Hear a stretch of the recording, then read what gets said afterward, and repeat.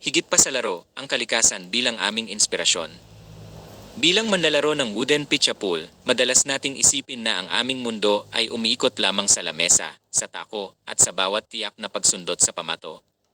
Ngunit dapat nating tandaan, hindi laging ang paglalaro ang kailangan nating gawin upang lalo pang lumago. Minsan, ang pinakamagandang bagay na maaari nating gawin ay huminto sandali, lumabas sa silid, at damhin ang kagandahan ng kalikasan. Pumunta tayo sa mga lugar na nagbibigay sa atin ng tunay na kapayapaan. Doon, makikita natin ang hiwaga ng paligid na madalas nating nakakaligtaan. Maririnig natin ang banayad na agos ng tubig, masisilayan ang mga isdang malayang naglalangoy, at sasalubungin tayo ng matatayog na punong kahoy at sariwang hangin na nagpapagaan sa ating buong pagkatao. Ang ganitong karanasan ay hindi lamang pahinga, ito ay nagiging pinagmumulan ng bagong lakas at malinaw na kaisipan.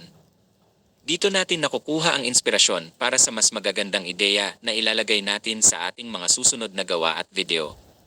Mayroong tila mahikang kapangyarihan ang kalikasan na nagpapatatag sa ating damdamin, tumutulong upang linawin ang ating isipan, at humuhubog sa atin upang maging mas mabuting tao at mas mahusay na manlalaro sa huli. Ang tunay na galing ay hindi lamang nanggagaling sa paulit-ulit na ensayo. Ito ay lumalago rin kapag binibigyan natin ng puwang ang ating sarili na huminga, magmasid, at matuto mula sa ganda ng mundong nakapaligid sa atin.